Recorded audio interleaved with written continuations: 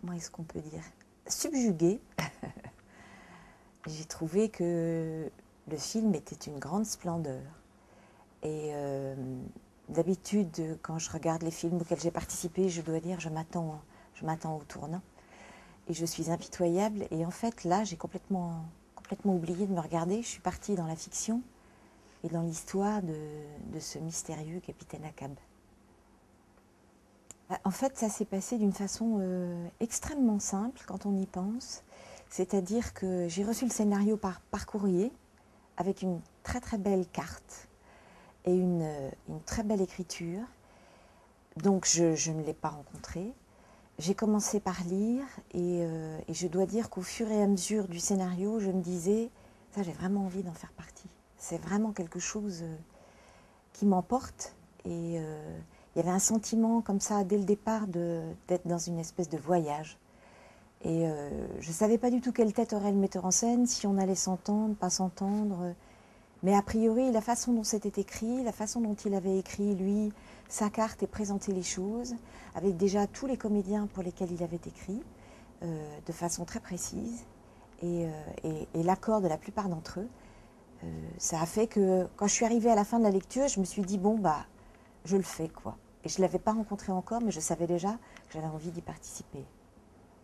Après, j'ai rencontré Philippe, qui est quelqu'un qui ne se livre pas facilement, qui ne s'offre pas, qui ne se donne pas non plus particulièrement, qui est assez secret.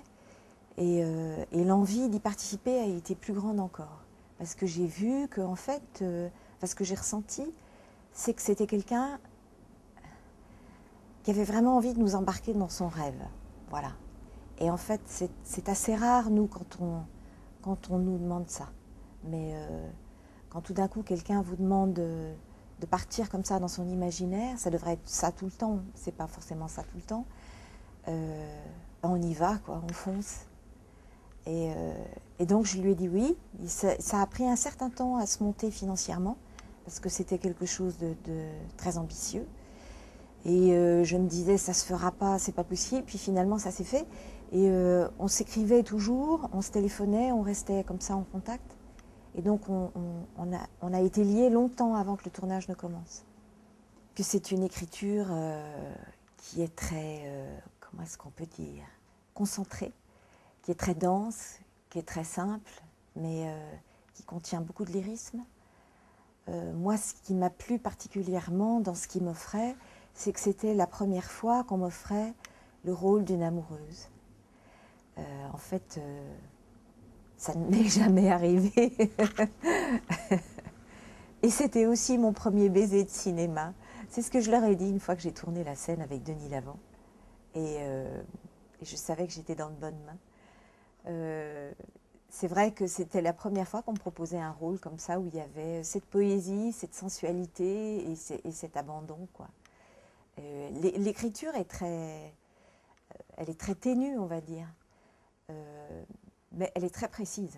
Je pense qu'il a déjà beaucoup tourné les choses dans sa tête. Alors moi, ce que j'ai découvert, que j'ignorais tout à fait, c'est qu'en fait, c'est lui qui a fait les décors, c'est lui qui les a peints, enfin, qui a fait des aquarelles comme ça, absolument splendides en amont, et puis qui a participé au montage aussi. C'est lui qui a fait son montage tout seul, quoi.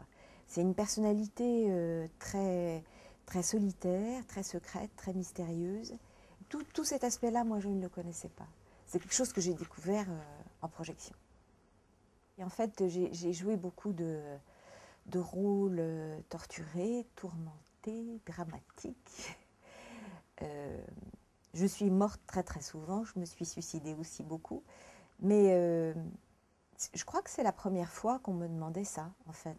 Quelqu'un qui a un coup de foudre, comme ça, et puis qui est veuve, et qui tout d'un coup va tomber folle amoureuse de cet homme qu'elle aimera, à mon avis, jusqu'au bout de sa vie et qu'elle attendra jusqu'au bout de sa vie. Donc en fait, quand vous pénétrez dans l'univers d'un artiste aussi fort que Philippe Ramos, il faut être extrêmement disponible et puis je crois qu'il faut s'abandonner d'une espèce de manière. On arrive sur le tournage, on sait que on est un morceau du puzzle qui va venir s'ajouter à tous les autres qui ont déjà eu lieu. Donc il y a la Suède, il y a la lumière de la Suède, il y a cette étrangeté qui consiste à se retrouver sur une île totalement perdue au nord de l'Europe. Et puis on se dit qu'il faut être tout à fait entre les mains de cet homme-là, quoi, du metteur en scène. Et lui, il a une direction qui est qui est même extrêmement précise. C'est pas quelqu'un qui va faire beaucoup de prises, c'est pas non plus quelqu'un qui va faire beaucoup de répétitions. En fait, il vous raconte les choses, et puis parfois, il y a des séquences où il y a eu juste une prise. Voilà. Donc, il faut une concentration extrême, et puis en même temps, un grand abandon. Enfin, moi, je l'ai vécu comme ça.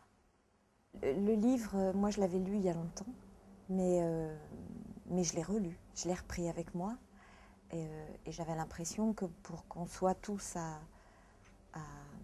la recherche de Moby Dick, il fallait se replonger dans cette atmosphère qui est loin de nous en même temps. Et moi, enfin, c'est une anecdote, mais lorsque je jouais Phèdre, il y avait une comédienne dans la distribution qui venait tous les soirs, on avait des rituels, et qui venait tous les soirs me dire merde et bonne traversée. Et elle m'appelait Moby Dick en fait. Et il y avait quelque chose de ça dans le fait d'entraîner toute la distribution et de plonger dans des profondeurs obscures. Et je pense que c'est important de relire le roman. C'est important d'être de nouveau dans la recherche et dans la quête de ces hommes-là. C'est un univers très masculin, mais en même temps, je pense que, enfin, en tant que femme, on peut avoir une recherche comme ça, aussi forte d'une espèce d'absolu, une quête au-delà de soi, quoi. Est-ce que Philippe Ramos aussi était avec le livre à ses côtés Non, pas du tout. Non. Non, non. Et par exemple, le fait qu'il dessine les plans en début de journée ou qu'il ait participé au décor, toutes ces choses-là sont des choses secrètes que moi j'ignorais tout à fait. Non, le livre n'était pas présent. Mais à mon avis, c'est un livre qu'il a porté énormément. Et il y a consacré 4 années de sa vie. Quand vous voyez les plans, les costumes, les cadrages, on a vraiment le sentiment que chaque chose a été extrêmement pensée en amont, très architecturée comme ça. C'est vraiment un film qui a une architecture très subtile, très fine. Et nous, il fallait rentrer là-dedans de la façon la plus gracieuse qui soit. Mais la Suède, on était perdus sur cette petite île comme ça, et c'était un paysage totalement lunaire. Et en même temps, on savait que juste à côté, il y avait l'île de Faro, où il y avait très certainement Ingmar Bergman. Donc c'était un voisinage extrêmement impressionnant. Non, en fait, toute cette lumière et tout ce voyage ne pouvait que nous concentrer davantage sur l'histoire, en fait. Donc c'était un plus. Et quand on est revenu en France, il n'y a pas eu de problème pour faire le lien, en fait. J'ai commencé au théâtre, le cinéma est venu un petit peu par hasard. Je pense que le grand avantage de pratiquer les deux, et c'est le cas de tous les comédiens dans le film, c'est que l'un s'enrichit de l'autre, on va dire. C'est-à-dire qu'au théâtre, on va avoir du temps. C'est la grande différence. Pour travailler le personnage, on va avoir 2 mois de répétition. Donc on va pouvoir aller dans tous ces méandres, dans toutes ces, comment dire, dans toutes ces contradictions, dans tous ces paradoxes. Au cinéma, bien souvent, on vous demande tout de suite un résultat. Donc il faut que le travail ait lieu avant.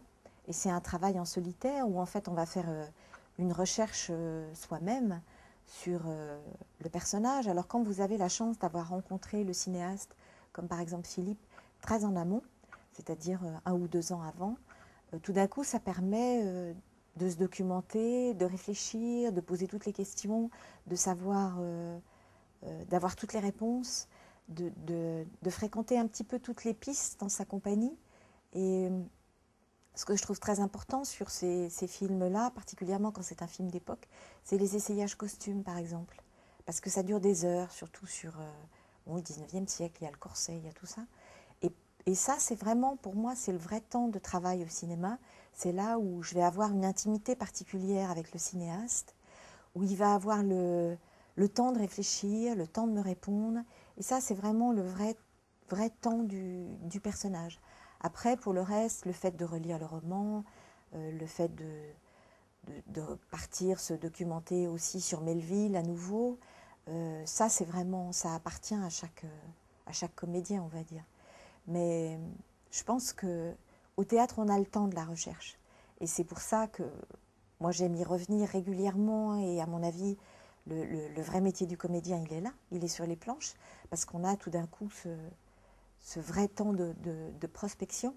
Et puis ensuite, on peut, de soir en soir, de représentation en représentation, le peaufiner, le dessiner encore davantage, aller dans telle ou telle direction, et puis continuer de l'agrandir comme ça jusqu'à la dernière représentation. Au cinéma, là, avec Philippe, il y avait un temps de répétition qui était très court, et puis il y avait un résultat qui était demandé, comme je l'ai dit, parfois c'était juste une prise. Donc ce qui était important, c'était une concentration extrême. Et ça, moi, je l'ai ressenti de la part de toute l'équipe technique, une espèce de grâce comme ça, où les gens sont extrêmement ensemble et dans le temps de jeu qui est extrêmement court parce que c'est un film qui n'a pas les moyens qu'il aurait dû avoir, donc on sait que le temps est extrêmement précieux. Donc tout d'un coup, ça va être une concentration de toute une équipe autour comme ça, d'un temps de cinéma, de quelques minutes de prise, où on va tous être dans cet instant. Je pense qu'il y avait par exemple, justement, dans ce baiser, dans cette étreinte, il y avait une sensualité certainement chez cette femme, qui est une chose que moi, on ne m'a pas demandé, jamais. Et je sais que Philippe tenait à filmer ça. Alors ça, là aussi, je pense qu'il faut une grande confiance dans le cinéaste et puis il faut une grande confiance dans le partenaire. Il se trouve que Denis Lavant, moi j'avais joué au théâtre avec lui, mais à mes débuts et à ses débuts aussi. Donc, c'est peut-être pas vu pendant 20 ans, mais moi je l'ai vu au théâtre. Je ne sais pas s'il m'a vu jouer, mais en tout cas on ne s'est pas perdu de vue. Donc tout d'un coup, il y a une connaissance de plateau qui est là, qui fait qu'il y a une intimité commune. Moi, tout d'un coup, dans cette scène, il n'y a pas eu de peur, il n'y a pas eu d'appréhension, parce que justement, on avait déjà joué ensemble, c'était Dostoïevski, donc ça n'a rien à voir avec Melville, mais c'était l'idiot. Mais en même temps, ça a à voir avec, comment dire, une certaine noirceur aussi, peut-être, un certain pessimisme. Et donc, je savais, moi, qu'il y aurait de la part d'Anna un grand amour pour le personnage d'Akab, quelque chose de très absolu comme ça, et de très inattendu pour cette femme qui est sur une île, qui est veuve, et a priori, dont la vie est tout à fait terminée, puisque son mari est mort sur la mer. Et bon, il n'y avait pas de remariage à cette époque, encore moins d'histoire d'amour.